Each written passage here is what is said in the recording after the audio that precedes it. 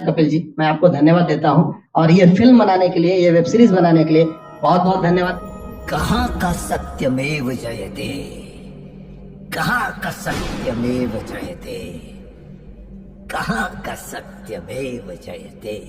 Supreme court के जजेस, high court के जजेस जरूर इसको देखें और आत्मचिंतन करें कि भारत की न्याय प्रणाली कहां पहुंच गई है।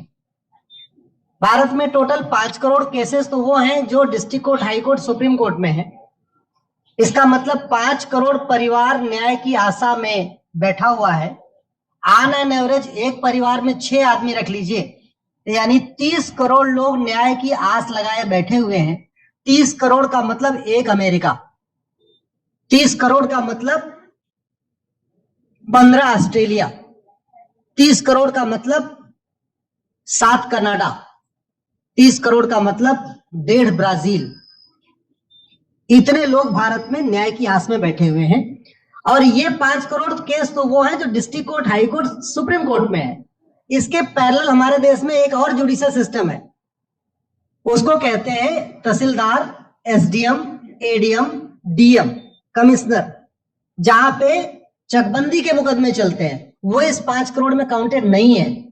जो तहसीलदार के यहाँ मुकदमा होता है, एसडीएम के यहाँ मुकदमा होता है, एडीएम के यहाँ होता है, डीएम के यहाँ होता है, चकबंदी अधिकारी जिसको सीओ कहते हैं, डीडीसी कहते हैं, एसओसी कहते हैं, वो इसके पैरेलल में है। और 5 करोड़ मुकदमे वहां पे भी चल रहे हैं। इसका मैं लाइव एग्जांपल देना चाहूंगा भारत की ब्लैक जस्टिस सिस्टम का। 1985 में जौनपुर में एक 10 बीघे जमीन का मुकदमा शुरू हुआ था। अभी वो सबसे नीचे पायदान पे है, जिसको कहते हैं चकबंदी अधिकारी। 1985 में मुकदमा शुरू हुआ, 2023 आ गया, लगभग 37 साल बीत चुके। 37 साल में ये नहीं तय हो पाया कि असली विल किस कौन सी है। 2 लोगों ने क्लेम किया, वो कह रहे हैं मुझे विल मिली है, वो कह रहे हैं मुझे विल मिली है। 37 साल में ये नहीं डिसाइड हो पाया असली विल किसकी है। अगर मान लीजिए आज डिसाइड हो जाए तो सीओ के बाद एसओसी, एसओसी के बाद डीडीसी, डीडीसी के बाद हाई कोर्ट, हाई कोर्ट के बाद सुप्रीम कोर्ट, यानी अभी 35 साल और लगेगा, 70 साल लगेगा। सेकंड जनरेशन मुकदमा लड़ रही है, ऑलरेडी सेकंड जनरेशन मुकदमा लड़ रही है। और इसी स्पीड से काम हुआ तो मुझे लगता है 3rd जनरेशन आके मुकदमा जाके तब जाके सुप्रीम कोर्ट पहुंचेगा। दूसरा एग्जाम्पल, एक ग्लेरिंग एग्जाम्पल आपको देता हूं। 1971 के वॉर में पाकिस्तान में बम फेंकने वाले, पाकिस्तान के फौजियों के बहुत सारे बैंकर तोड़ने वाले एक कर्नल कबूतरा है, पंचकुला में रहते हैं। दुश्मनों को उन्होंने दांत तोड़ दिए। आज 2000 से उनके मकान पे किसी ने कब्जा किया हुआ है। 2023 आ चुका है, 23 साल में वो अपने मकान को नहीं छुड़ा पाए। अभी मामला पंचकुला की डिस्ट्रिक्ट कोर्ट में है, उसके बाद चंडीगढ़ हाई कोर्ट जाएगा, फिर सुप्रीम कोर्ट जाएगा। तो 23 साल में वो सबसे नीचे पायदान पे है। वास्तविकता ये है, अंग्रेज चले गए, अंग्रेजी कानून यहीं छोड़ गए, अंग्रेजी व्यवस्था यहीं छोड़ गए। ये व्यवस्था भारत में न्याय देने के लिए नहीं बनी थी। ये जो न्यायिक जुडिशियल सिस्टम था भारत में जो बनाया गया, वो केवल और केवल भारत को लूटने बांटने के लिए बनाया गया था। क्योंकि कानून वही चल रहा है, जुडिशियल सिस्टम वही चल रहा है, इवन हमारा ड्रेस भी वही चल रहा है। अंग्रेज काले कपड़े पहनते थे, हम भी काले कपड़े पहनते हैं। अंग्रेज जून के महीने में उनको गर्मी लगती थी तो 1 महीने छुट्टी करके इंग्लैंड चले जाते थे। आज भी हमारा हाई कोर्ट, सुप्रीम कोर्ट पूरे मई जून बंद रहता है। अंग्रेजों को क्रिसमस के टाइम में दिसंबर में छुट्टी मनाना जाना होता था, 1 महीने छुट्टी कर चले जाते थे। आज भी हमारी हाई कोर्ट, सुप्रीम कोर्ट दिसंबर में, क्रिसमस के टाइम में 15 दिन 20 दिन बंद हो जाती है। तो सोच वही है, किताबें वही है, व्यवस्था वही है, कानून वही है, तो स्वाभाविक सी बात है जस्टिस होगा कहां से? जस्टिस कैसे होगा? हम 2023 में 1860 का इंडियन पिनल कोड लेके घूम रहे, 1861 का पुलिस एक्ट लेके घूम रहे, गवाहों के बयान 1872 के कानून से हो रहे। हमने सब कुछ वर्ल्ड क्लास कर लिया, लेकिन अपने जस्टिस सिस्टम को कंपेयर करने की कोशिश ही नहीं किया। जितने में एक एयरपोर्ट बनता है, एक एयरपोर्ट बनाने में 25,000 करोड़ की लागत आती है। अगर हमारी सरकारों ने एक एयरपोर्ट की कीमत जुडिशियल सिस्टम पे खर्च कर दिया होता तो हमारी न्यायिक व्यवस्था अच्छी हो गई होती।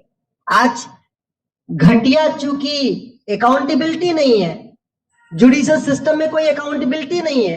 किसी के साथ न्याय हो जाए, अन्याय हो जाए, कोई फर्क नहीं पड़ता। निर्दोष को जेल हो जाए, जज की कोई अकाउंटेबिलिटी नहीं। दोषी को बेल हो जाए, जज की कोई अकाउंटेबिलिटी नहीं। लाखों लाख लोग जेल में सड़ रहे हैं, लाखों धोखेबाज भ्रष्टाचारी बाहर घूम रहे हैं, मूल कारण है ब्लैक जस्टिस सिस्टम। आपने बहुत अच्छा आपने इसमें वेब सीरीज बनाया है, और इस देश में world class airport, world class highway, world class shopping mall, सब कुछ वर्ल्ड क्लास बना लिया।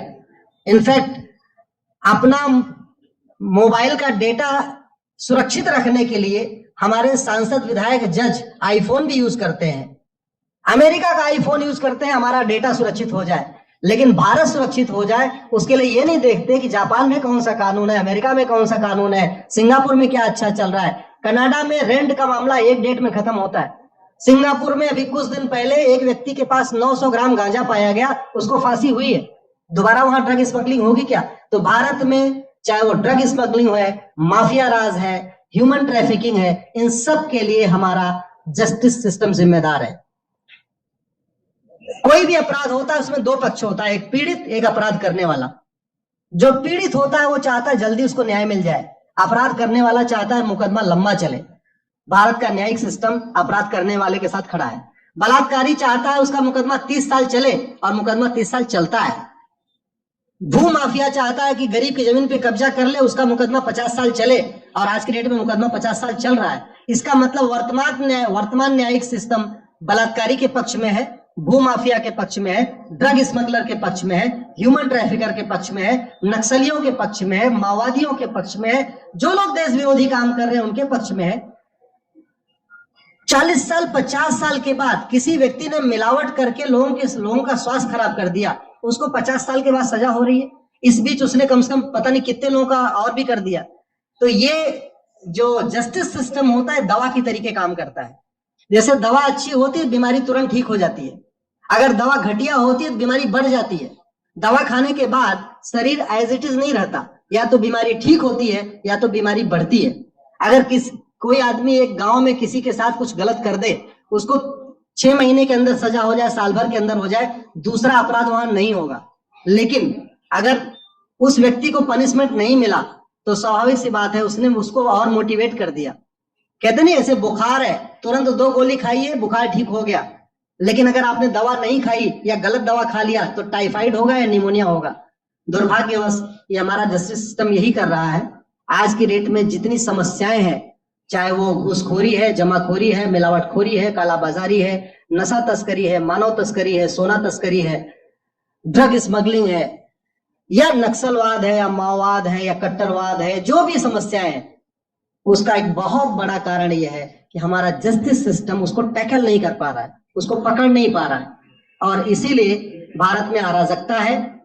मैं तो इतने जानता हूं, ऐसी कोई बीमारी नहीं जिसकी कोई दवाई नहीं, ऐसी कोई समस्या नहीं जिसका कोई समाधान नहीं।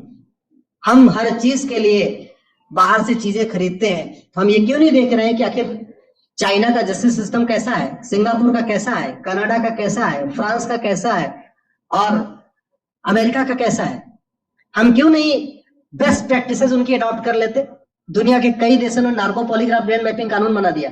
मेरी बहन दीपिका नारायण बैठी हुई है, ये लगातार फॉल्स केसेस के खिलाफ, इनको मैं देखता रहता हूँ, एक्टिव रहती है। एक कानून बन जाए नार्को पॉलीग्राफ ब्रेन मैपिंग, और कंप्लेन पे अंडरटेकिंग ले लिया जाए कि जो कुछ मैं शिकायत कर रहा हूं इसके लिए मैं अपना नार्को पॉलीग्राफ ब्रेन मैपिंग कराने के लिए तैयार हूं, हजारों की संख्या में फेक केसेस खुद ही खत्म हो जाएंगे।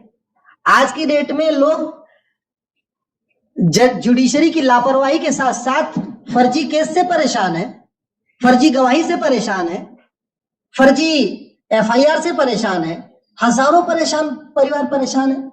कई बार देखा गया कि जो फैमिली के केसेस होते हैं उसमें कितने सारे फेक केसेस भी आ रहे हैं। तो जो वास्तव में दोषी हैं उनको पनिशमेंट नहीं मिल पा रहा है, जो निर्दोष हैं उनके खिलाफ फर्जी केसेस हो रहे हैं। आज की डेट में गांव में एक दबंग अगर जमीन कब्जा कर लेता है, किसी की हिम्मत नहीं पड़ती उसके खिलाफ कोई गवाही दे दे।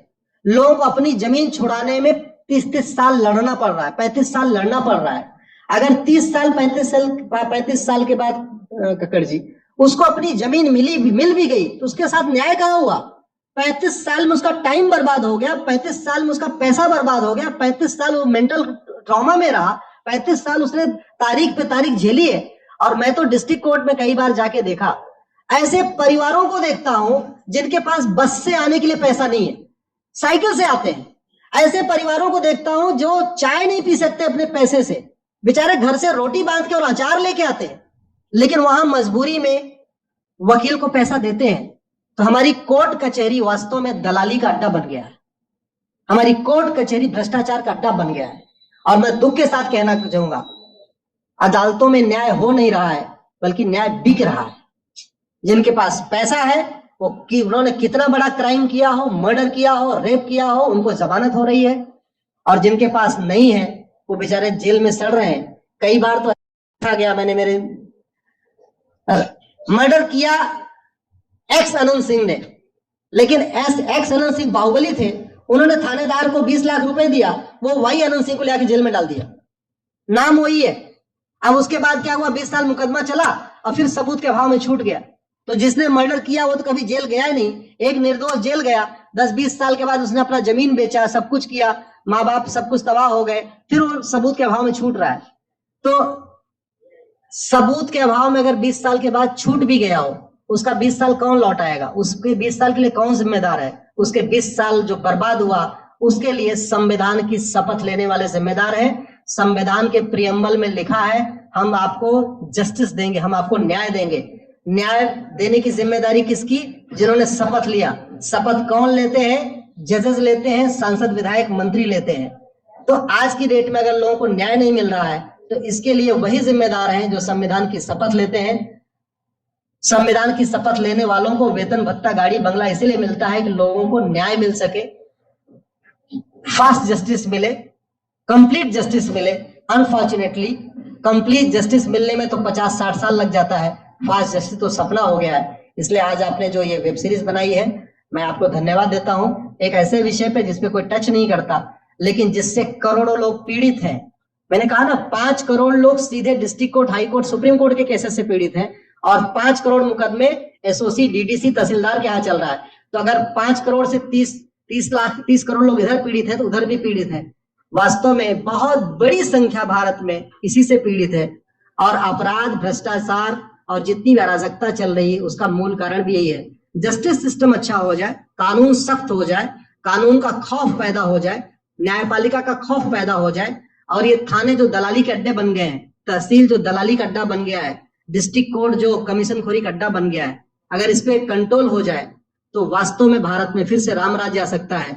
अगर जुडिशियल सिस्टम अच्छा हो जाए तो जो राम राज्य की कल्पना है, धर्म की जय हो, अधर्म का नाश हो, प्राणियों में सद्भावना हो, विश्व का कल्याण हो, मुझे लगता है उसको फिर से जीवित किया सकता है। आपने मुझे बुलाया कपिल जी, मैं आपको धन्यवाद देता हूं। और ये फिल्म बनाने के लिए, ये वेब सीरीज बनाने के लिए बहुत बहुत धन्यवाद देता रहता हूँ। दीपिका जी लड़ती रहती हैं, इनको देखता रहता हूँ। बहन नेहा जी आई हैं, ये अपने गानों से मुझे लगता है बहुत अच्छा आप लिखती हैं। और इसी तरीके से कड़वा सच आप लिखते रहिए, कड़वा सच गाते रहिए। लोग आज की डेट में, यंग जनरेशन कड़वा सच सुनना चाहती है। मीठे झूठ ने इस देश में शुगर, डायबिटीज पैदा कर दिया। भारत केवल लोग डायबिटीज से नहीं पीड़ित है, बल्कि हमारी व्यवस्था को डायबिटीज हो चुका है। और उस डायबिटीज को दूर करने के लिए नेहा राठौर जैसी बहनें जो सही बात कह रही हैं, दीपिका जी सही बात कह रही हैं। आप लोग जो है बहुत अच्छा काम कर रहे हैं। और आपने, कक्कड़ साहब, आपने बनाया वेब सीरीज, आपको विशेष धन्यवाद देता हूं। यही निवेदन करता हूं, इस वेब सीरीज को ज्यादा से ज्यादा देखें। और खास तौर पे अगर आपके जानने वाले कोई जज हैं, कोई आईएएस हैं, कोई आईपीएस है, मंत्री, सांसद, विधायक हैं, उनको भी एक बार फोन करके, व्हाट्सएप करके एक बार कहिए कि वो भी इसको जरूर देखें। क्योंकि अल्टीमेटली न्यायिक व्यवस्था बदलने की जिम्मेदारी उन्हीं की है जिनको वेतन, भत्ता, गाड़ी, बंगला, free air ticket, free rail ticket और वीआईपी व्यवस्था मिलती है। ये व्यवस्था उन्हीं को बदलनी है। जय हिंद, धन्यवाद।